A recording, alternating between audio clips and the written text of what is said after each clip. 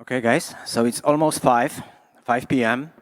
I remember when I was young, 5 p.m. on Thursday especially was a kind of the special moment for me because there was one TV series in 80s and 90s which I was fan of. It was Sonda. English name, it will be probably Probe. It was led by two individuals who were talking about the technology. And I feel today pretty the same because I'm going to tell you about something which we would like to discuss in the kind of a little bit lightweight to give you the better understanding, but it's also something which is like a preview of what is coming and with some explanations where it may come and what does it mean in generally.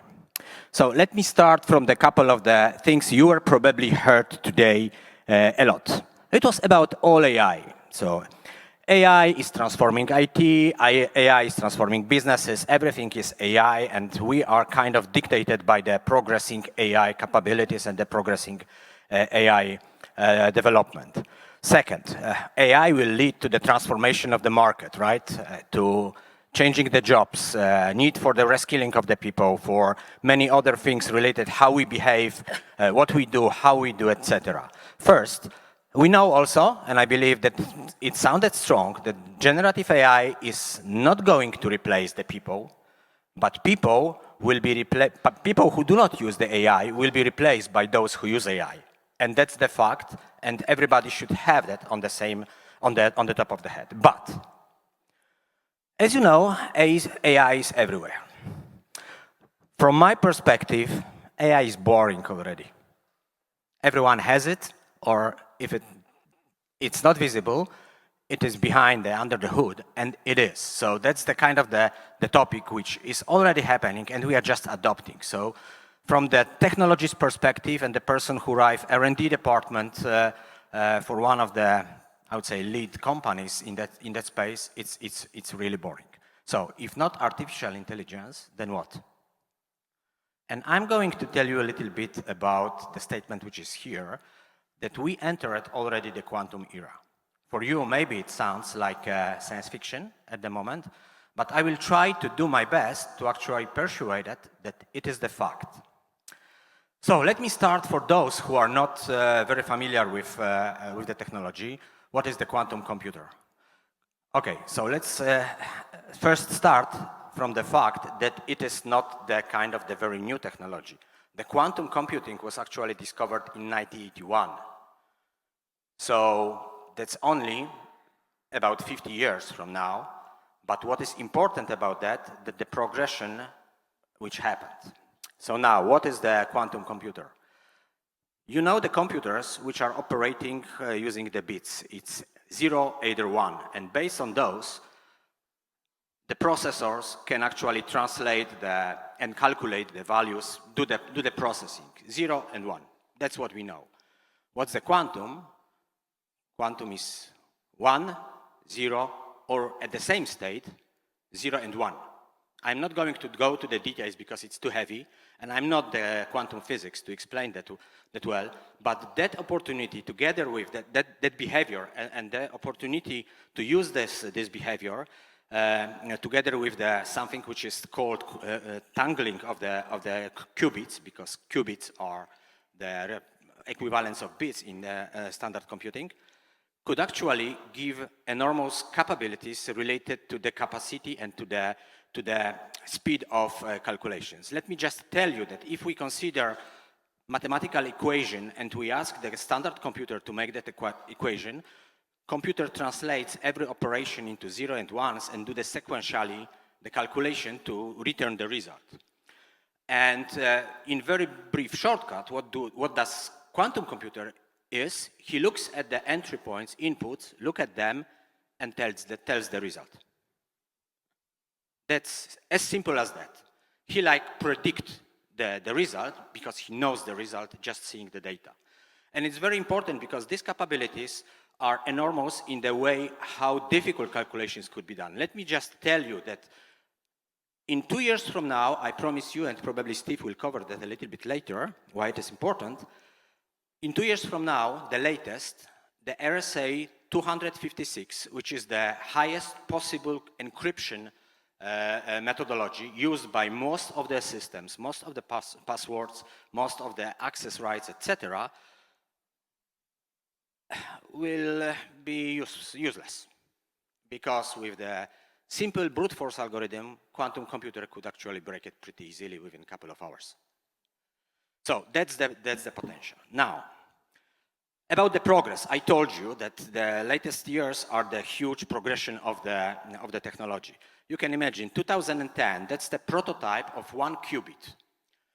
That prototype was actually the source of the further invention because it behaved really like a quantum. It could be at state 0, 1 on both together depending on the time it is measured. Now we've got, I put 2020 here because it's just a decade to see how the quantum processor looks at the moment. And below you see the different evaluations of those quantum computers, and they are real. That's the newest one, which has 1121 qubits. I will tell about the numbers a little bit later, just to give you the more insight. And that's 2020, end of 2023 invention. This is the first laboratory where the quantum computers were built, and these tubes you see, these are the real quantum computers. They look like that. And they look like that because the kind of the, I would say, quantum main board is pretty small, but we can just achieve this physical phenomenon like quantum computing in the temperature which is close to absolute zero. And the temperature in the tubes is 0.0001 Kelvin. It's colder than in space. And that's the condition which needs to be fulfilled to actually make this qubits working and be useful. That's the physical quantum computer commercial version, which exists today in number of the companies, universities. The closest to us in Poland is the one which is actually installed in Germany, in Fraunhofer Institute. It has around 3 years from now, 3 years old. Yep. This is another version of the quantum processor, and I will tell a little bit more in description how it works and why it is important, but it has only 133 qubits. Means it's nearly 10 times less qubit capable than the previous one I showed you. But this one is actually the core of the Quantum 2, the model and the machine which was built beginning of that year, and the closest one is installed in Europe, of course, unfortunately again in Germany, and could be, of course, used by the network. Now, what could be run on quantum? Applications, but applications run in a different way. We will never interact with the quantum computers like we interact with the regular computers. That would be only the kind of the core machine and the assisting machines around that system, which actually have this user interface. And the quantum will just execute the batch calculations. You produce the batch, what it should be done, you put it to the quantum and you get the result, and you can translate that result into the human understandable values later on. So this is the difference, but this application actually would cover, I would say, pretty big number of the different aspects, like quantums, simulating other quantum systems and using that for the physics, artificial intelligence, optimization. And if we look at the different industries which could benefit from that, you see the variety of this coming from, I would say, 3 major areas, like simulating the nature. That's the, I would say, biggest hope for us when we're using the quantum. Mathematics and physics, which could help with resolving unresolved problems, because we still got a number of such problems at the moment. And search and optimization, another one big thing. And as you can see on the different areas, from aerospace up to the health and the life science, there are a number of the industries and areas in this space which actually are not capable to produce what we would like to see produced because of the limitations of the current computers. And if we look at the different problems we would like to resolve and are still kind of the something which does not allow sleep, number of the people around the world and the scientists and the big companies who would like to make life better, you see like a huge array of different cases and the different very particular areas. And when we look at the quantum, actually quantum is pretty applicable to majority of them. So all these industries, all these algorithms, all the applications which are run on the systems within those areas could benefit from quantum computing. In IBM, we have a very strong partnership with the companies and the universities and generally the community, which we work on for the years already on quantum, and some of them are pretty advanced. Here is like 250 plus different organizations which are using the real quantum computers from IBM and do the research together. What is interesting, actually, the one highlighted on red, it's one Polish institution. That's the high capacity cluster in Poznań, where actually we help to create with the Polish government and IBM corporate and the quantum research, the quantum hub for Poland, where we've got a number of the activities running on that cluster, and we work also on making that access not only remote via internet to the Poughkeepsie machines, but also have something physical here. I would like to also mention one thing, because there is on that list one company who is located in Krakow. Do you have any idea who may be? Probably not, because the letters are too small, but there is one company called BATE. And somebody who probably know the person named Wojciech Burkot, and I believe Motorola, Google probably knows. Wojtek ran that company for the 8 years, and he's pretty advanced in collaboration with IBM research on the creation of the quantum algorithms. So pretty strong position of Polish presence on that list as well, which is good, and this is, I would say, optimistic going forward. But as you can see also, you see the number of the very known universities which are very heavily involved, as well as the companies.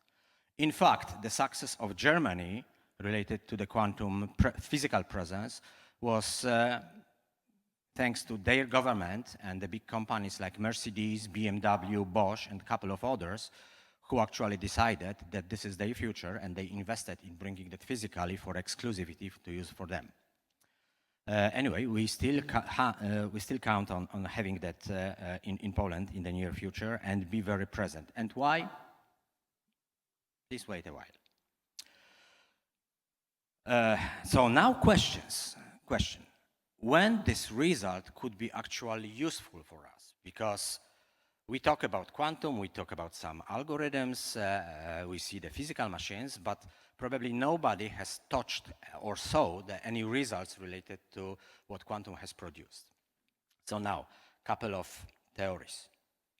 It's just a quick view on the chart, how the power computation of quantum relates to some known systems like IBM PC. And probably you see this triangle which tells external Eagle user. Eagle is the name of one of the processors, quantum processors, is on the level right now of IBM PC from 1881. It does not look promising, right? From the capabilities to use it. Actually, the border, when it starts to be going way beyond capabilities of the current systems, is the utility scale line, or actually rectangle on the slide, where it is marked as a 100 qubits, but 100 qubits errorless. So with the estimation of the progression of the technology, as you can see from 2016, around 2016, up to now and going forward with the curve, we probably expect to be at the utility scale in 2036. Does not look good, right? far, far away. But this year, we actually work in IBM Research and some other institutions and universities, and we discovered one method how to remove the biggest problem we have right now with the quantum and accelerating these capabilities, which is related to the error correction. Quantum computers, as you probably recall from my beginning, is like a state of qubit 1, 2, 0, and both states at the same time in given measured time. And the repetition of the same results depends highly on the probability who actually is created by the errors which are produced by those systems, because not ideal technological production. And bigger the number is, worse calculations are. And that's why this curve looks like that up to 2036, because all the fight is not about the number of the qubits we can produce, but how we can ensure that the error corrections of the tangled qubits in the systems is minimal and could be used as a real value and not only like 70% prediction. Because in many situations, even 99% prediction is too less to treat it seriously. So it have to be like a 100. And what we did actually with research and some institutions, we discovered the way how we can actually introduce the specific algorithms to the processors which are error mitigation. So we can actually predict with nearly 100% without the fraction of billionth part of the zero, of the one behind the zero, which gives us the capability to say actually and see the results with that mitigation error algorithm equal 0, means always true value. What does it mean for us? It means that some other papers were created, and using all that papers, we were able to have that processor I told you 133 qubits, which is 10 times less powerful in qubits capacity than the one I said is the newest one. And with this one, actually that curve looks differently, because with that algorithm, today, we can provide the calculations which are on the level of utility scale, which means these computers could be used truly for the real calculation and resolving the problems. This map actually shows which types of the problems I mentioned below could be resolved and much accelerated if it comes to the power of those machines. So you can see even now with the scale of circuit width in qubits, 2 to power of 2 means 100, we are already in some of the area where we can actually use the spin models for some simulations and behaviors, and also some chemistry and materials calculations, which is very promising because it is already today. And the other areas are question of the probably couple of years. I will not focus on the roadmap because that's a roadmap for our processors, and as you can see, pretty powerful Flamingo model comes in 2028, which would be actually the one who would probably be capable to operate in the areas I mentioned earlier. But now, what does it mean, just to give you the overview? This is the scale which shows how the computation time depends on the problem size. So as you can see, light blue line, classical one, usually the complexity runs and goes exponentially.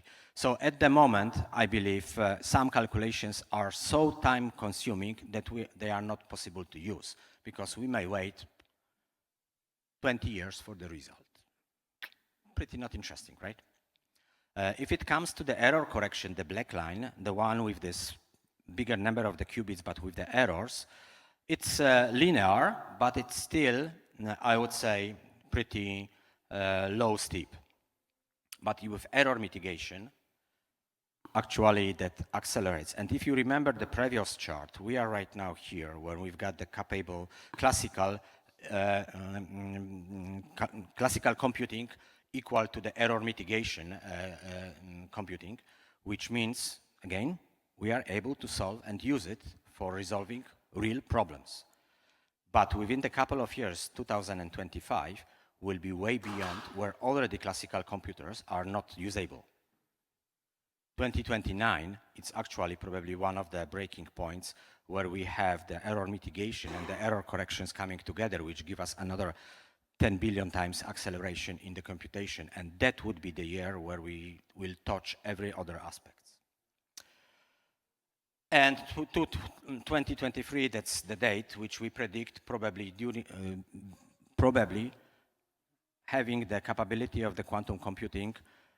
Most of the illnesses, including cancer, could be resolved by the quantum, because one of the biggest hope for quantum computing is actually stop and shorten that period of how we can build, invent, and test any chemical associations, means drugs, and stop like waiting for 10 years for the clinical test, level 1, level 2, to have the drugs be capable to be used in the hospitals. Within the quantum computers, the main, I would underline one thing, that this period of 6 to 10 years for the clinical research and allowing the drug to be given to the people in the hospitals will shorten it probably to 9 to 11 months. That's huge. That's enormous, because it will allow companies to discover the drugs like that, not only for cancer, which is kind of is on top of our head because that's terrible illness, but for any other illnesses.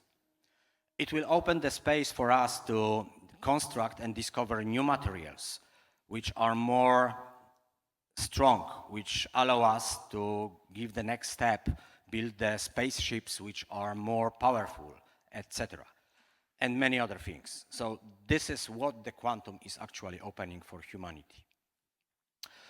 Quickly, because you may be interested how to learn and how to get the knowledge about the quantum. We've got the special free and available for everyone page, quantumibm.com. You can see and look for some more detailed information. We've got also quantum learning, so everybody who is keen to learn can access that also for free and use the open source Qiskit tooling, which allows to program quantum computing and send the packages directly to quantum computers in Poughkeepsie and see the results. A little bit play with the different quantum algorithms because they are pretty interesting. It also allows to change the way how we think, because we need to do some, I would say, kind of the shift in our mind to understand the quantum. But it's pretty easy to use, because you can use like a graphical interface, putting some gates, logical gates, quantum gates into the lines and into algorithm, or use the Python if somebody is a developer. I will talk about the Qiskit one thing, very interesting. I always point it out, but I do not put it on the slide. 6 years ago, I've got a dream that we prepare our people in Poland to understand quantum, and we made many of them interested in the technology. So me and my team in Krakow, we created the program for secondary schools to start learning how to program quantum computing. And we did it successfully for the guys who are more knowledgeable than me in that space. They told me, you are crazy, that's mission impossible, because these guys do not have enough maths and the physics knowledge to actually start understanding that, not mention using that and creating the algorithms. Well, they were fault. I was not knowledgeable enough to agree with them and stop the project. I was like still interested in doing that, and they did it. And what's interesting in that we created official profession in Poland, which is approved by Ministry of Education and Ministry of the Digital Affairs. It's equivalent to the technician. So everybody who passed the certification has the profession name technical programmer of the quantum computers. It's officially in ZSK, which is Zintegrowany System Kwalifikacji, which is right now common across the Europe. So everybody who has that title for the European Union. Means the first people who are finishing that certification and are certified are professionals. They've got the profession of the quantum computers programmer. And by the way, we run that in one of the high schools in Krakow. And this year, this is fourth years of education, and the first class in this, who started that, just before the mature exam in January, this January, will have that certification. It's pierwsze liceum ogólnokształcące, Nowodworek. And these guys, being in lycée, in high school, they will finish that school with the mature exam, but also with the profession. Moreover, this is the only high school in the world who has that ability, and don't tell me what I did in the corporation to get the approval for making that happen.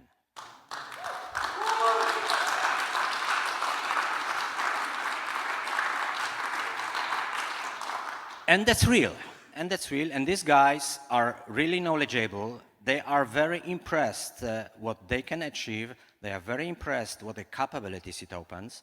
I'm not telling that 30 people who are in this class are interested in becoming the quantum engineers, but at least I would say that 15% of them, means about 5 persons, probably will select that for their future, which in my opinion is a great success because I count on 2%, on one person. And we run that for the second class right now. And we will probably continue because that's important. Why we should just be followers in Poland and do not have somebody who may work during the studies, university, and later on to drive real business with the quantum algorithmics in Poland, in the either BATE company in Krakow or in official Poland quantum computing cluster in Poznań. Why not? Maybe we can be leading that towards the future, and that's actually my dream. We'll see. But sometimes dreams come true. Now, I'm talkative, but guys, I believe we are the last session. I've got the privilege to do it as long as you survive. Anyway, a couple of the business-related opinions about the quantum and how this actually reports. And Steve has the same long story as I am. Believe me. I'm going to keep mine short. Don't worry about it. I'll keep it short. Here, kind of the bold statement from the couple of the companies. I choose not by, I would say, not randomly, but specifically. Amazon, I choose Google, also IBM, to actually underline that every of those companies, every of the strategists in these companies actually think that using the quantum probably will arrive in the next 3-4 years in real. Means they are working heavily. And I'm not telling we are the only one as IBM to work on quantum, because Google, Amazon, Microsoft, they've got quantum as well. There are few other companies who are doing that, but I need to say and underline, I think they are using different methodology how to simulate quantum, or not simulate, but I forgot the word. But do something which pretends quantum, but IBM it's quantum inspired. So it's quantum inspired, yeah. Quantum inspired. But also kind of the quantum emulator. That was the missing word, emulators. But the IBM is the only one who does it physically. So we have the technology which is able to produce the processors, which are really quantum physical. What is missing, and why I'm telling about the education, because this is the expectations coming from one of the analysts that 23% of the technology workforce in the world is expected to be familiar with quantum in the next 3 years. That's huge. That's a huge statement. And it's very important. And if we look actually for some of the obstacles related how to get the quantum knowledge, the biggest one is not having those skills, but difficulty to actually get the trainings, get the knowledge, and the ability to actually use it and learn it, test it. So this is something which we in the world and the companies who are driving that, like IBM, are actually keen doing that, and that's why we offer all the education, all the information, all the access, the toolkit for programming quantum for free as open source. So again, open source from the company who is heavily focused on the money, right? That means something. That's the bold statement, actually. For every 3 current quantum technology job opening today, because they are opened already, in the United States has only 1 qualified candidate. And by 2025, McKinsey tells that more of the half of the country quantum jobs will be unfilled. 2 years and the half of the open jobs cannot be filled by the specialists. So it's a chance for people, chance for those who would like to focus on quantum and became the specialist and the subject matter expert in that area. In 13 years, actually probably everybody will be using quantum either openly or under the hood. And thanks to that, I would say, approach to sharing the knowledge, building the partnerships, and making the relations, I would like to gently pass to Steve. Thank you. Who actually gave me something I'm really, really jealous for, because on that picture on the right, you can see him in the center, and just on the right side of him is my CEO, Arvind Krishna. So I wish I have such a photo as well. Well, but maybe one day. We'll make that happen. But maybe one day. We'll and make that's that great, actually, that Steve is actually running the company who would be listed on that list I presented shortly. Or it's my mistake because I've got the old one, but he is also one who is teaching the quantum and have a very strong partnership. And one more important message from that slide. You see IBM, but you see also HSBC. Because HSBC is one of the leading companies who are heavily investing in quantum and work with us in the partnership in IBM to actually make that quantum possible to use. So, excellent. I stop here. Over Thank to you very Steve. much. Thank you. All right, now we're going to do an exam based on everything he said. So can you get out your papers? I want you to know the numbers and figure that out. Hi, everybody. Good afternoon, Krakow. Hey, all right. Good afternoon. The good thing is, I think I have 12 minutes. So in 12 minutes, you're going to be going. So I'm going to go really quickly and go through my presentation.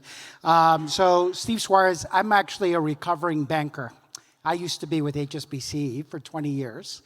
And a funny story is when I came, I used to be in charge of Europe, and I came here to Krakow, and we had 12 people here in Krakow.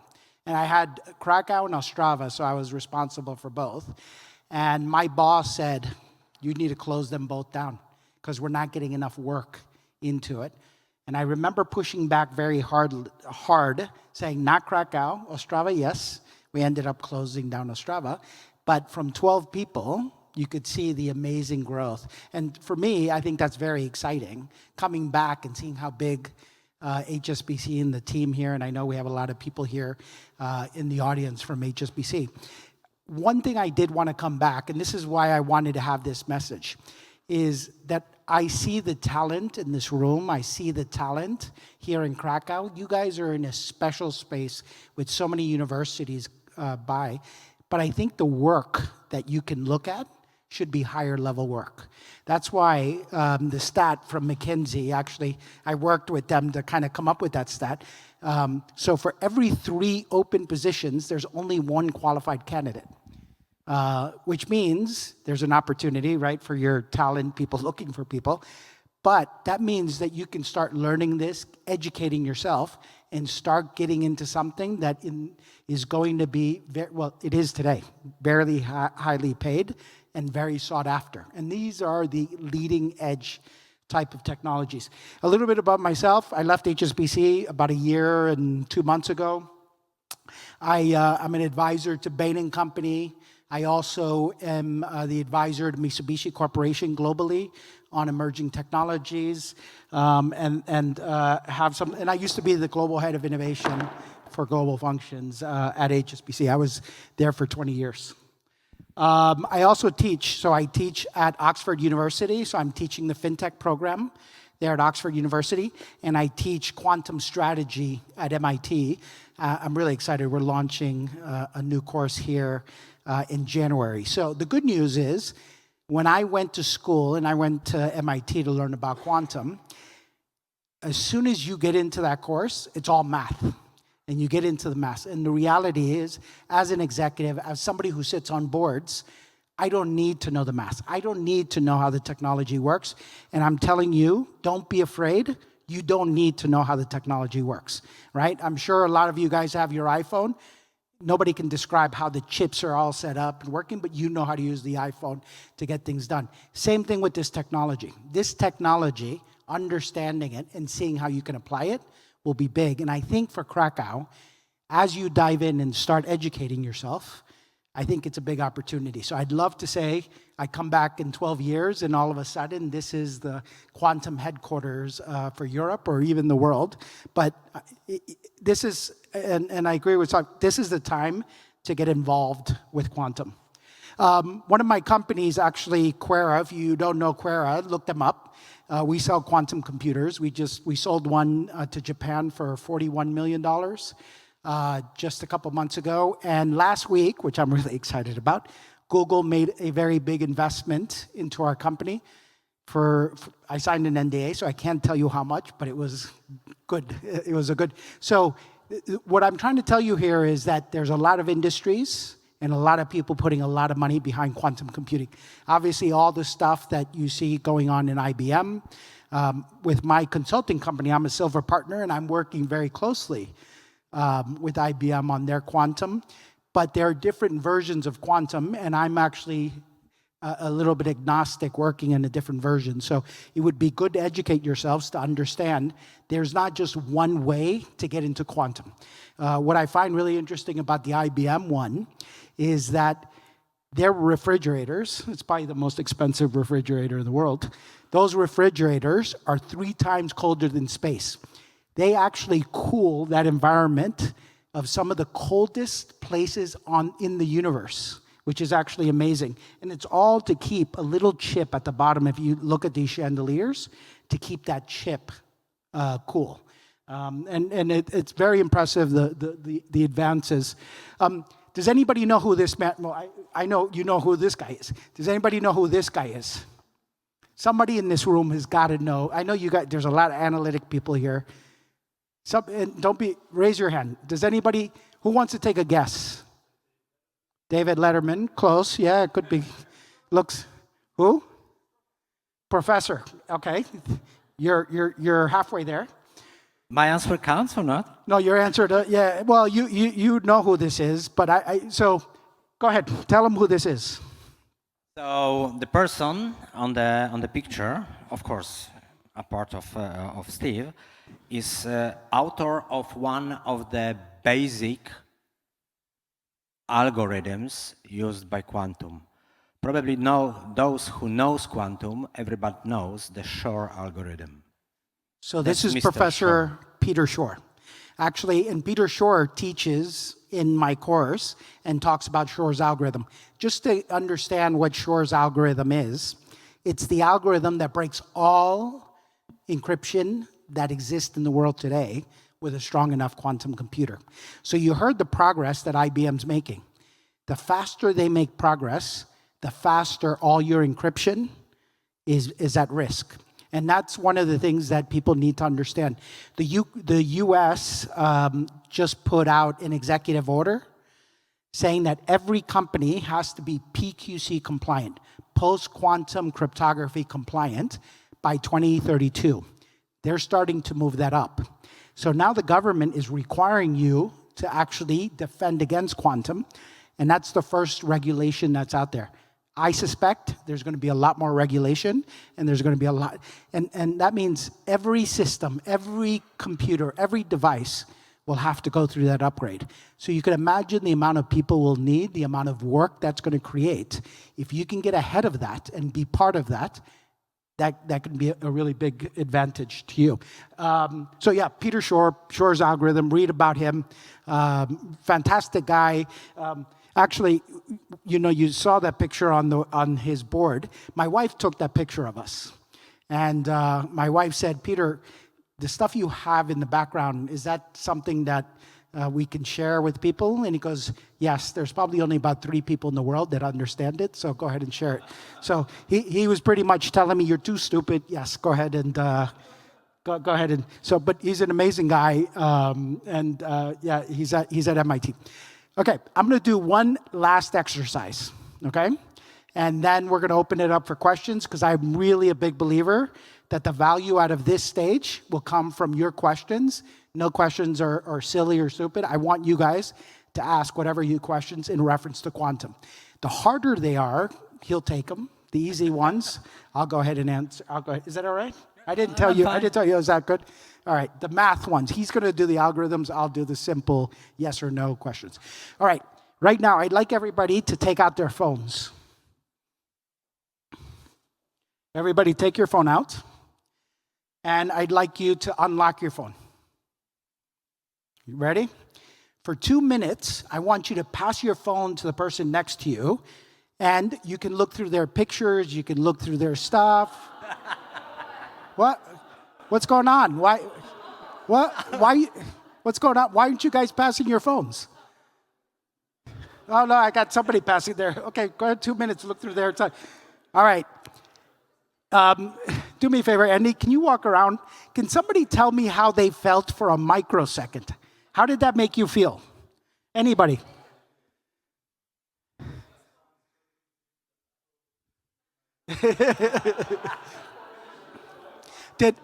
All right, a raise of hands. A raise of hands. Who got a little nervous? Be honest. Anybody? That made you feel kind of weird, right? To think that somebody could look at your stuff and just go through your stuff. You know, what do I have on my WhatsApps? What do I have in my pictures and stuff like that?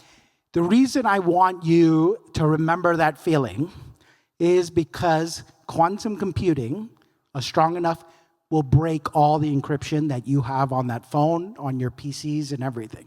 So part of the stuff I consult with businesses is how do you protect yourself from that technology that's coming? And I can tell you, a lot of people are already behind. If you read an article, the Chinese actually just put an article 2 weeks ago. You can read all of this. This is nothing I'm telling you is magic, or they just wrote an article saying that they've actually built a computer that can start breaking the lower level encryption. All right? Now, is that important? No, because most of your encryption is at a higher level. It's this 2048. But there are companies, and I can tell you in your organizations, there is some encryption that actually is vulnerable to that today. And so, because I sit on boards, I can tell you boards are worried about cybersecurity, sustainability, AI, quantum. Take advantage that the boards are interested on that, educate yourself in these areas, and actually start working at that level so you can have a seat at the table at that executive level. I got 1 minute left. Should we just ask some questions? Yeah. One minute. I would like to just add something because it's important. So first of all, let me do some selling. IBM has solutions for post-quantum encryption. So we've got post-quantum algorithms. If you are interested, reach out to me or to IBM, and we can introduce the post-quantum encryption capabilities into your system, first. Second, important because it's about ESG, which is also a very important topic, which is discussed here. Quantum computer takes 3 to 4 times less power than the standard computer. Interesting, right? Such a big refrigerator, and this is 8 to power of 10 class, not AAA like we have at home, right? So it takes 3-4 times less power than the classical computers. Depends, it's a statistic. Philip, I see your face, but that's fact. And the third one, I just wanted to you to remember one thing. If you've got children who are interested in technology, remember about quantum, because maybe this is something your children could start with. Yep. For a better humanity future. No, I agree. And I think that's why the course, he gave his plug for IBM. I'll give a couple plugs. The course we're actually launching, or we've launched at MIT, is for corporate executives. It's business level course. We don't get into the math and stuff like that. So I think it's a great opportunity. Going back to PQC, the US put that executive order. The MAS is also doing the same thing. I'm actually there for the FinTech Festival in 2 weeks, talking exactly about this. So we're going to be on the main stage talking about PQC in 2 weeks. You tell them. They did. Yeah, so the regulation is coming. For people like me that are doing this, and I have the ability to support, there's going to be a lot of work, and there's going to be a lot of need, and there's going to be a lot of demand for resources to do this. So working closely with one of my companies, QSecure, but I'm also, we're jointly doing some work with IBM. IBM actually has the leading discovery package. We've got the crypto agility, but because of time, I'm not going to go into that. But I am more than happy to talk to you guys about it, to talk further and get into that. And actually, it was a pleasure. And thank you for inviting me to come back to Krakow. It's amazing just seeing the development of the city, the impact of the people. And I'm hoping that next time I come, like I said, I want to hear about all the good technical stuff you guys are working on.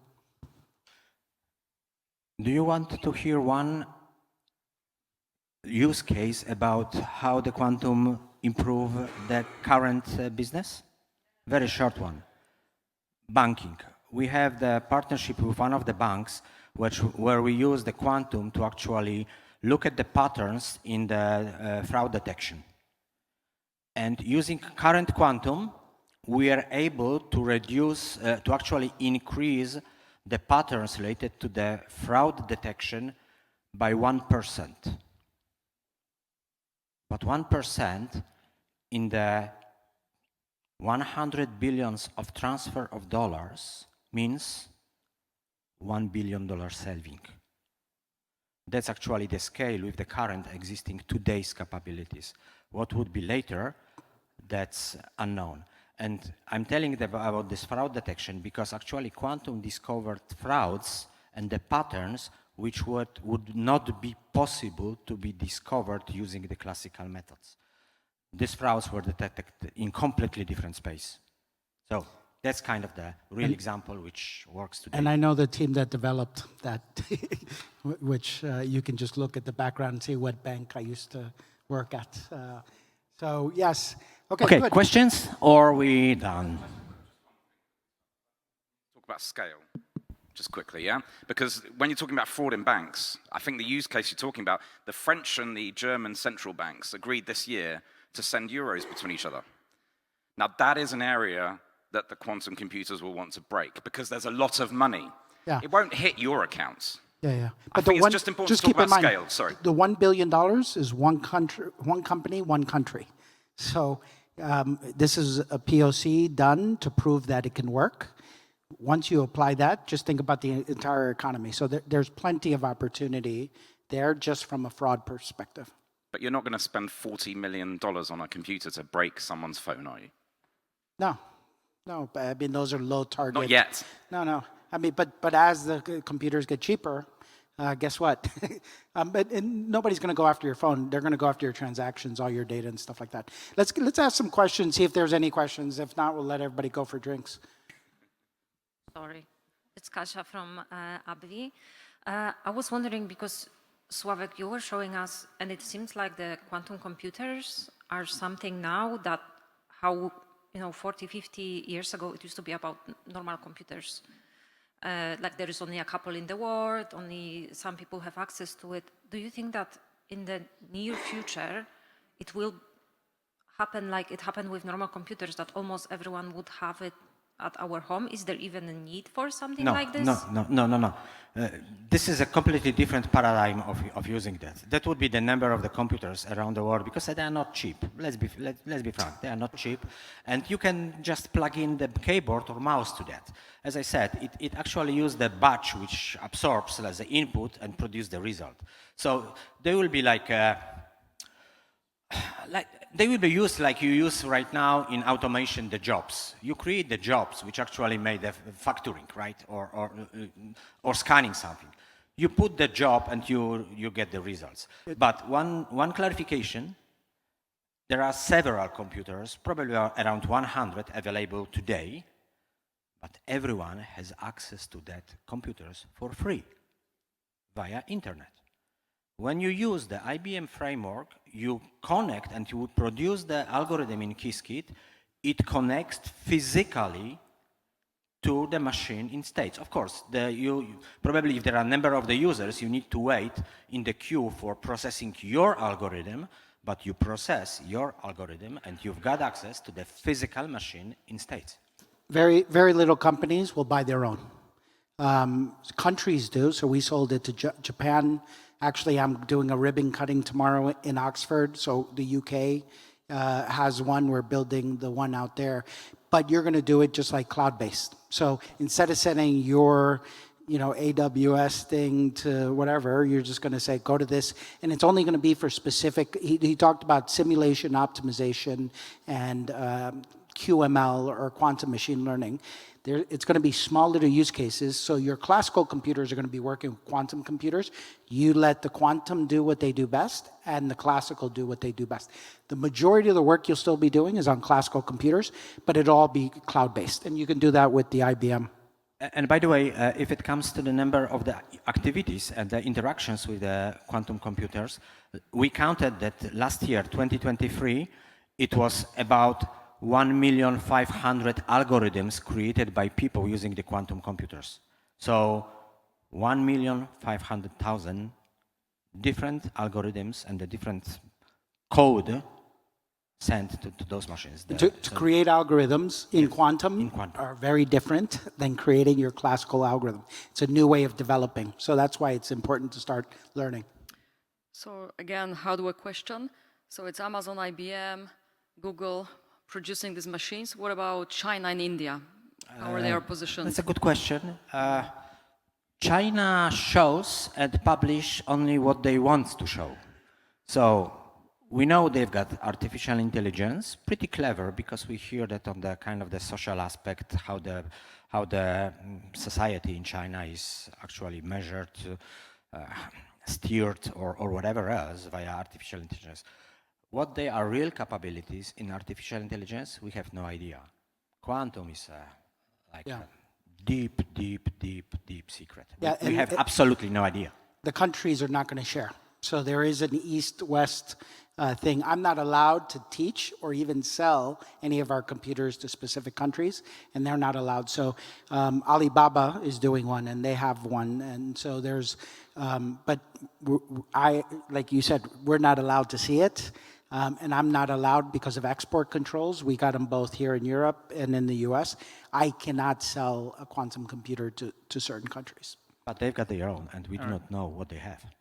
Yeah, my question was a little bit in this respect. And first of all, thank you, Sławek. You convinced me on investing in IBM shares or a fund related to 70% up from beginning of the year. But maybe a question for Steve. So what kind of governance, because there's definitely a lot of opportunity in terms of this kind of research and innovation, but in terms of any of the threats, I see that could be also a misuse in terms of the military service or some other areas. Do you know what kind of governance exists at the moment? Well, I mean, we're putting that in, and actually we're learning around the AI governance, because it's pretty much the same thing as kind of putting in the right governance. I think my biggest fear is that because they're limited machines and they're limited to some nation states, that there's going to be some nation states that have such an incredible advantage over others that it's going to be hard to compete. This is not a technology you want to be in second place. And that's why I'm really pushing people to educate themselves, get access to machines like the IBM ones, the Queras, and you can start getting... The difference between quantum and AI is that everybody in this room has access to AI today. You're not going to have access to quantum because, again, we said only 1 in 3 qualified people are out there. The hardware is not accessible unless you already have some relationships. Developing the algorithms are not the way you develop. You've got to learn a whole new way of developing algorithms. There's a lot of work that needs to happen to really make this go mainstream. And that's why I'm really challenging you guys. Go out there and start educating yourself on this. Does that answer your question, Tomas? That's one more thing about this advantage. I would like to highlight one decision IBM has made with relation to quantum. And it's global decision, and it's follow it. Somebody may not trust and not believe, but IBM actually refused to work on quantum with the military companies. So military companies has no access to IBM quantum technology. Point. That's the corporate decision. Interesting. I will cheat. I have 2, but one is very short. My main question is... My main question is, if it's on call-based, who is owner of the data and who has access to the data? So if somebody would like to use your quantum computer, would you be able to see this data and use this data? No, because you need to create the account in IBM, which is your account, and whatever is associated with your account, doesn't matter if it's quantum or any other technology, you may access to IBM. It's your technology, it's your data. And your we do not look at that. You're PQC compliant. In other words, other quantum computers can't crack that, so you're doubly protected. Thanks. And the second question is about young people. So any plans to do it in the cloud so people from other cities could, my son interested in it? Well, we've got the materials. First of all, I will recommend to look at the ZSK pages because they've got exactly the content of the curricula. They've got what is necessary for, like for any other profession. So there is pretty heavy documentation there. We published a lot of these materials already available on the free of charge IBM Technology Learning Center, which is called skillsbuild.org. Remember that, skillsbuild.org. That's the free of charge access to the training materials for people given by IBM. There is a section for children in the high schools, there is a section for students at the universities, different level of the technology details and the courses, and there is a second part for the teachers, to prepare teachers to teach the technology, with the examples, with all the materials, with documentation. If you register as a teacher, you've got also the access to the whole platform, and you can leverage additional capabilities. It's also free of charge. Teaching and sharing the knowledge is one of our core values. So we do a lot of that stuff for free. And many of those materials are also in Polish, important. Are there any traditional programming languages that we use today that can be used in quantum computers? Or does quantum computers have their own programming languages? And is there one that's most relevant, or there are many with their own advantages or disadvantages? I know there's a lot of Python users here, and so as they get more abstracted, there's going to be the ability to do that. But the reality is, like creating these circuits, you can use Qiskit, and they have a system that just creates the circuits for you. You can run the code there and copy and paste that code. So the good thing is get your hands on it, try it out, and learn it. I think it's more mysterious when we're talking about it, but when you get your hands on it, I feel like I'm technical. I wrote a couple of algorithms myself. I don't have to. There's other people that can write them better. So Python, and use Qiskit, and they'll help you run it. There's other programs in there. I know one of my other companies, Classique, is an orchestrator. IBM invested in them, and so did HSBC, by the way. And they do the same thing. And there's a couple companies that do that, StrangeWorks, Classic, IBM. But I believe that Python would be the main interface. And probably we do not need to go deeper, because when you look at the classical computers, you can, but you probably do not program purely in assembler, right? Because there are different variations of the processors, different substantial differences. So you do not code in assembler, in a machine code. You use some of the high-level languages to actually interface what would be executed. So Python is number one. And to be honest, I do not see it is going to be replaced by anything else. Python is popular enough and is good enough actually to model all what we need to have like a quantum algorithm done. So just if Andrew Hallam lets us, we can post an article onto the Aspire Poland page today, giving you more information about a chap called Zygmunt Wojcinski, who works with Sławek here, telling you the whole story. If people are interested, he promised to bring the cake here. Not. I don't know. Is he changed mind? Bring the cake here.